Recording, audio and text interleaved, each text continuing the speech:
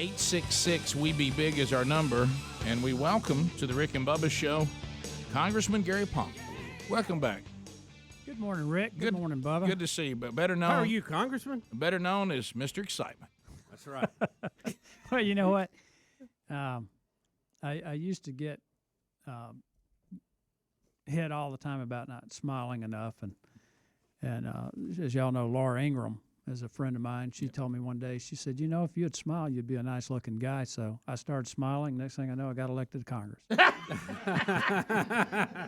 Well, you know, she's pretty entertaining too. I've always thought if she ever got on the air, she might have a chance. I know. Yeah. So. Well, we've told the story how you ended up as a congressman a couple times, and I know we have limited time. That's all right. I kind of want to dive into what's going on because it is America is becoming unrecognizable to a lot at of a light speed to us. Yeah. And you went there, and when you peered behind the curtain, as much as you knew, writing policy and be involved in all the things you'd been involved in, were you aghast at how far it has gone? You know, I don't think the body of Congress is as far gone as you thought. Now, I have had a couple of moments where I put my head on the pillow a couple of nights and thought, Lord, I know you sent me here. I can't wait to find out why. Right, yeah. But there's some really good people in Congress. The problem is that you get in there and you lose sight of the bigger picture, and we get caught up in the minutia of each one of these issues, and we lose the ability to have a vision for where the country ought to be. And it's almost like we go from one election to the next rather than look at how can we impact the next generation instead of the next election. Short-sighted. Yeah. And we've got to change how we look at things. And I had this conversation with a key chairman up there. He sought me out. He wanted to talk to me about my ideas on some of these things. And I said, someone asked me, what would I like to say after 10 years in Congress? And I said, well, I can tell you what I don't want to say. I don't want to get up one morning and say, well, Palmer, you've just spent 10 years in Congress. If that's all I can say, Rick, 2 years is enough. Mm-hmm. I said, here's what I'd like to have happen. I'd like 10 years after I've left Congress, someone come up and say, Mr. Palmer, you were part of the greatest Congress this country's ever seen. And I told this chairman, I said, whether or not someone's able to do that is up to us. And I said, I think we're fully capable of being that Congress. Well, and that gives us hope, and that's what we all want, and we realize I'm strictly speaking of this country and as far as where we are in this time on Earth.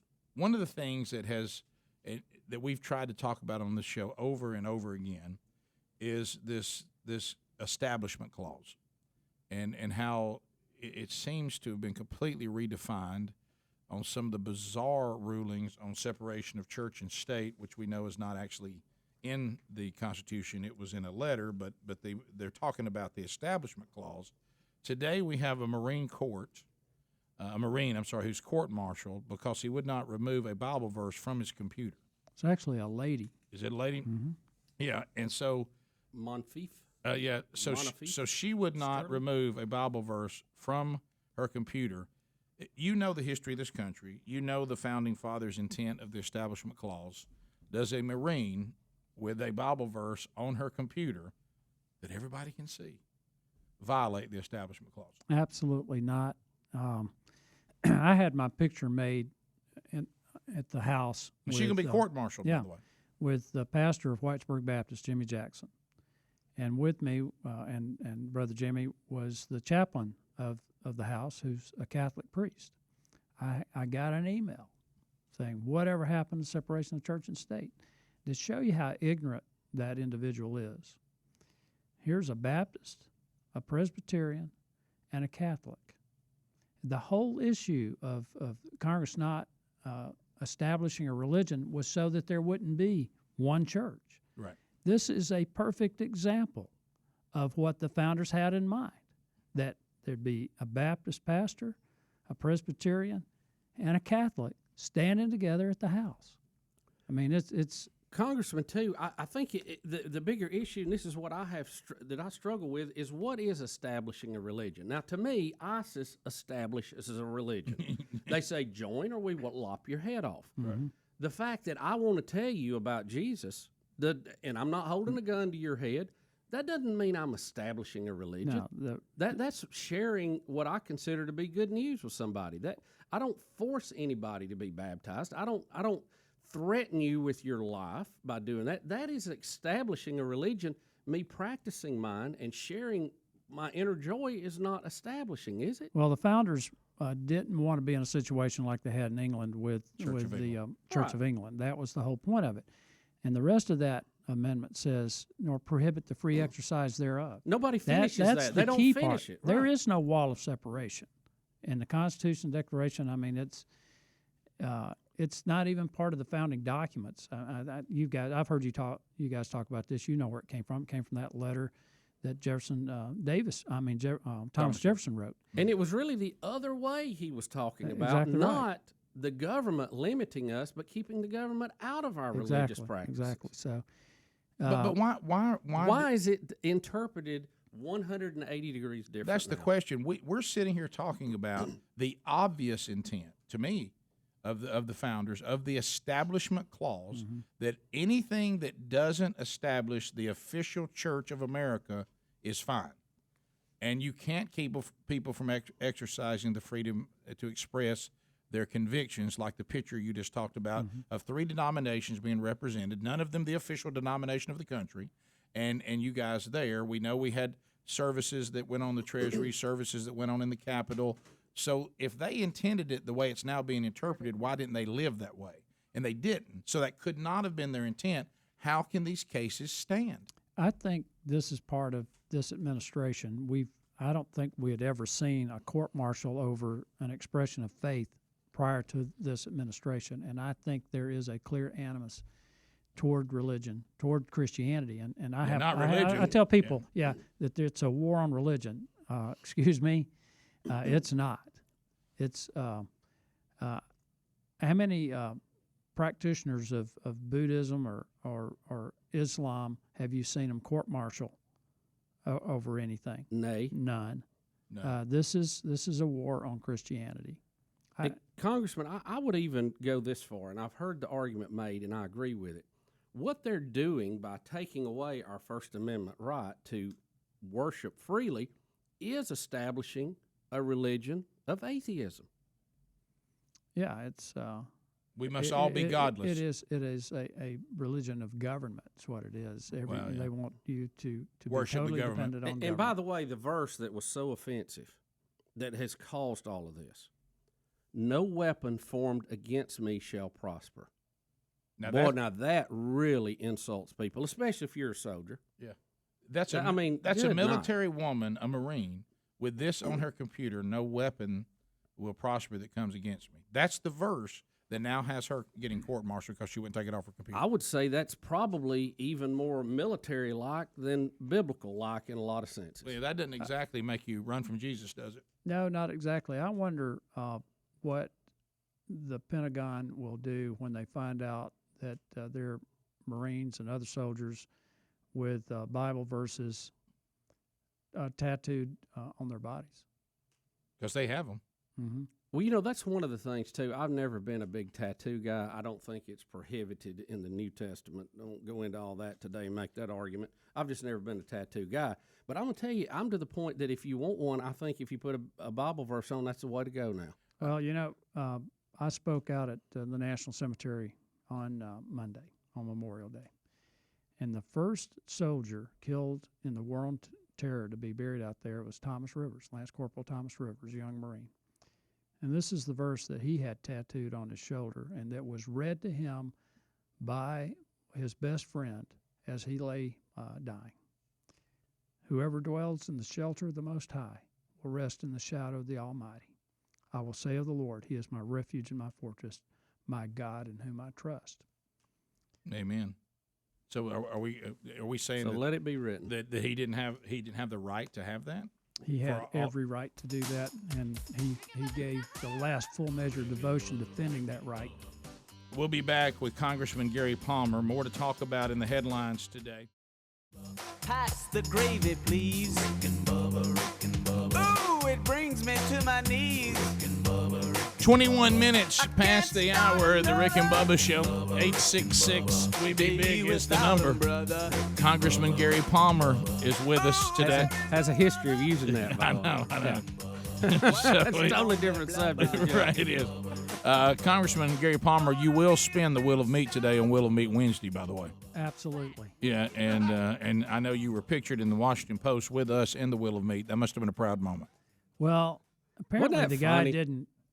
didn't appreciate that, and I told our communications guy that if he were to call and ask why I stood in front of the Wheel of Meat with Rick and Bubba, to tell him that that's because they didn't have a wheel of barbecue. But you never know. Well, pictures are changeable. All right, so we're moving off the and I think what you said in the break is true too. We talk a lot about the state of this country. You have to look at politicians are only as good as the people who support them. That's right. And it's a sad state of affairs with the American people. But it's not just those that have a bent view of this country that keep supporting candidates who share that bent view, which we believe is unconstitutional and incorrect from the intent of the Founding Fathers. The ones who also must be held accountable are those that won't stand for anything. They just sit and don't participate at all, because that's what gives the advantage. If at some point, and just like I said to you going into the break, the Establishment Clause to me is so clear, but yet where are the people defending it? Where are these people? I'm working on a little book on the steps to a conservative revival, and the first step is stop blaming liberals. And I was sharing this with one of my fellow members of Congress, and he told me the other day, he said, I stole your line. And I said, what's that? And he said, stop blaming liberals. The problem's with us.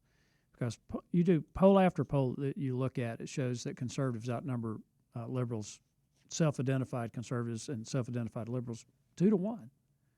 So what's the issue here? It's that they're more motivated, more committed to their agenda. They're more willing to get involved and sacrifice. It's a small percentage of people who are driving these things that drive us nuts. And it's because we sit back, we're all working, we're trying to make a living, we're trying to raise a family, and so many people just don't get involved. And there were 3 million people who vote in practically every presidential election who didn't vote last time. And so we've got to get people motivated. They've got to understand. Got to be like the men of Issachar who understood the times and knew what Israel should do. We need people like that, men and women, who understand the times and realize that, hey, we've got to get involved. But don't we have that problem within the Republican Party, though? Isn't there a faction of the country club Republicans that wish people like you and us would just shut up and vote? Oh yeah, they don't want to play to us. They want to keep putting candidates up that we're not passionate about. They literally said this, Rick, that where will they go? They don't have anywhere else to go. And my response was, well, nowhere is a destination. You know? And they always miscalculate that. And 6 to 8 million people, I think, that voted somewhere around that 2004 election have quit voting. Nowhere is exactly where they went. All right, Congressman, I want to ask you about this because Right. this was news from overnight. A 3-judge panel, the 5th U.S. Circuit Court of Appeals, has upheld an earlier district judge's ruling that temporarily halted the president's plan that he was implementing via executive order to hold up the deportation up to as many 5 million illegal immigrants who are here and have broke the law to get here. Now, what does this exactly mean and what all's going on? Now, I will tell you this, and it's almost comical in the media today. It's been reported, Rick, that 2 of the 3 judges who voted against this are Republicans, obviously with an agenda. Yeah. Yeah. Now, the one judge who voted to let this go forward is a Obama appointee, but they're just doing their job. Yeah. They have no, of course. That one should have reclused themselves to begin with in the whole deal, but they never do that. So anyway, what does it mean exactly, Congressman? Explain this to us. Well, first of all, the ruling is not about immigration. It's about abuse of executive power, and that's what it should have been about. Right. That's what it's been about all along. And I've pointed this out to some of my Democrat colleagues in Congress. If there's one issue that every member of Congress ought to be in agreement on, and that is that this administration has diminished Congress. The courts, to a certain extent, have diminished Congress. Even the Senate, under Harry Reid, diminished the House. And that we're supposed to be 3 equal and separate branches of government. That's Right. the way we're designed. Eighth We grade. took, and Yeah, that's we learned that's that. constitutional government. Every one of us took an oath to uphold and defend the Constitution. So 2 of those 3 judges understand that this is about the constitutional separation of powers, and what the president did.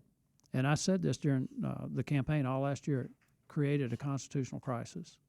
And I am more than pleased that the Fifth Circuit had 2 judges who are abiding by the Constitution, upholding their oath. That's the story about the third one who didn't. You're right, Bubba. I think the story should be the fact that he's a political, or she, whoever it was, that judge is an Obama appointee who Should have put stepped politics back. Yeah. above the Constitution. Yeah, they So should have stepped back anyway. You say, hey, I got to recuse myself. I was appointed here. I'm out. I can't No, rule no. on his on his case because he appointed me. No, Obviously, I'm going to be thankful for I it. don't even think that a judge who's been appointed by a president should recuse themselves. I think once they take that oath and fill that seat on the bench, their obligation is to uphold and defend the Constitution. It's That's not right. any political obligation. No one matter way or what the it other. says. And if you're the kind of president you ought to be, that's the kind of judge you want. Yeah, their job is to say this is what the Constitution says, and we've interpreted the Constitution. You're outside the separation of powers. Absolutely. End of subject. Should be independent And- arbiters with no political agenda. It's the same way with the Attorney General. You look at what's happening with the Attorney General. This is the most politicized Department of Justice I've seen in my lifetime. And that's one of the reasons why you keep seeing all this stuff happening with servers and emails and text messages and violating all kind of laws, and the DOJ does nothing. Well, we got the story today too. The IRS is saying that some of these thieves, their hackers, have stolen information on 100,000 households. There's their personal information gone, and of course There's your tax return. yeah, I need to check the number, but I think the IRS gave out $120 billion in refunds to 6 million dead people. Yes, they did. I'm Wouldn't doubt not that. sure that number, but you're right. It is. I mean, and then we turn around and say that the problem is we're not taxed enough. That's right. Now you said it, and I credit you every time. We're not broke. We're just stupid. Yeah. Yeah, we got money. We got plenty of revenue. We only collect 84% of what's owed us. That's about $550 billion that didn't get collected. We'll be back more with Congressman Gary Palmer right after this. Rick and Bubba, Rick and Bubba.